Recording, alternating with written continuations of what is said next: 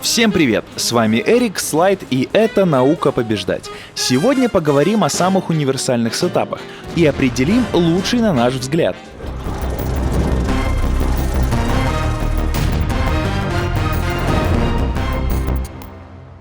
Но для начала давайте вспомним, из чего будем набирать этот самый сетап.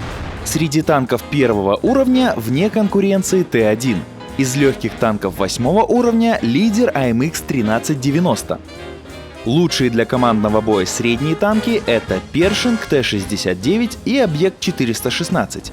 Из ПТ нам понравился Борсик. Ну а из тяжей мы выбрали АМХ 50-100, Т-32 и ИС-3. Кроме того, неплохой заменой для советской тройки может стать китайская 110-ка. Вариантов сетапов много, но далеко не каждый из них будет эффективным и конкурентоспособным. Ясно одно — это должны быть 5 восьмерок и 2 единички, причем 2 Т-1 Кеннингем. А вот дальше уже сложнее. Какую же технику выбрать? Первое, что приходит на ум — взять 5 тяжей. Играя таким составом, можно иметь положительный процент побед и при этом не заморачиваться сложными тактиками. Все по стандарту. Проводим минимальную разведку, выбираем место для раша и давим направление. А иногда и разведка не нужна, можно сразу топить вперед. Это простейший способ побеждать, и он работает довольно часто. Но не всегда. Есть и минусы. Видите у противников быстрый танк, скорее всего, вас засветят еще при разъезде. Дальнейшие перемещения вашей команды вряд ли станут для кого-то сюрпризом. Провести успешную атаку в такой ситуации будет нелегко. Враг уже знает, откуда вас ждать, и готов к этому. Другой момент, на который стоит обратить внимание — защита собственной базы. Нередко противники, видя столь опасный сетап, берут хитростью, ввязываются в перестрелку, жертвуют основными силами, но успевают выиграть захватом. Замешкались на пару лишних секунд и вернуться уже не успеете. Да, такие поражения всегда обидны. Еще один популярный сетап — это сетап с ПТ, чаще всего сборщиком. Причем многие берут сразу 2 ПТшки. Что тут скажешь, состав очень опасный. Один залп борщей и минус танк. Самая популярная тактика таких команд — пересидеть соперника, получить преимущество по ХП за счет выстрелов борщей, а потом отправиться в наступление и дожать. При этом сами ПТ, как правило, даже не светятся. Они стреляют издали по свету своих союзников. Подобные хитрости отлично работают против неусидчивых новичков, но опытные команды знают, как обыгрывать любителей борща. Здесь важно использовать всю свою технику по максимуму и постараться зажать соперника на как можно меньшем участке карты. Главное при этом не лететь вперед шашкой наголо. Это чревато. Следующий сетап, о котором поговорим — 4 тяжа и французский 90-х. Главный недостаток такого состава — его уязвимость на городских картах. Выигрывать на них будет весьма непросто, но вполне реально. К тому же это всего 3 карты из 10. Зато на остальных локациях французский легкий танк незаменим. Прежде всего, это отличный свет. 90-х способен давать очень важную информацию о разъезде противника и его перемещениях по ходу боя.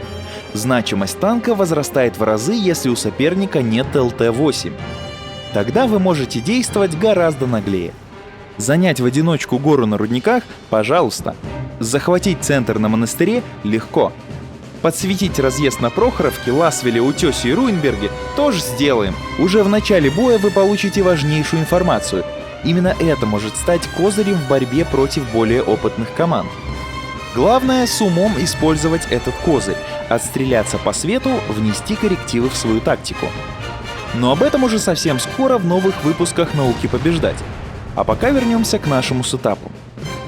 Маленькие габариты и высокая скорость 90-ка позволяет уходить из самых, казалось бы, безвыходных ситуаций. А когда необходимо, французский ЛТ может превратиться из осторожного светляка в агрессивного бойца. В общем, дело, как обычно, ваше, но мы считаем, что сетап из 2 Т-1, 90-ка и 4 тяжей самый универсальный для режима командный бой. Он отлично подходит как опытным игрокам, так и новичкам формата. Что взять при этом из тяжей, решать только вам. Лучший выбор, на наш взгляд, это 2 ИСа и 2 АМХ 50-100. Таким составом можно одинаково успешно и в атаку сходить, и в обороне отыграться. А что же средние танки? Безусловно, каждый из них хорош. И толстолобый Першинг, и барабанный Т-69, и динамичный объект 416. Но все-таки, чтобы грамотно использовать их, нужно иметь хороший опыт игры в этом формате. Нужно четко понимать, где средний танк принесет максимум пользы для команды, иначе это будет не СТ, а не дотяж. И толку от него будет меньше, чем от того же ИС-3.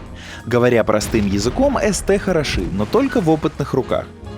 Ну а мы начинаем с самых основ, и поэтому брать средние танки в свой идеальный сетап не станем. Кстати, у Слайда на этот счет свое мнение, и по такому случаю мы решили устроить конкурс. Все, что нужно, просто угадать наилучший сетап по мнению игрока Нави. Победители получат по 1000 золотых. Все подробности в специальной теме на форуме, а ссылка в описании к видео. Пишите комментарии, задавайте вопросы, и мы сделаем специальный выпуск программы, где Слайд ответит на самые интересные из них, озвучит свой любимый сетап и расскажет, как правильно его готовить. А у меня на этом все. Всем пока!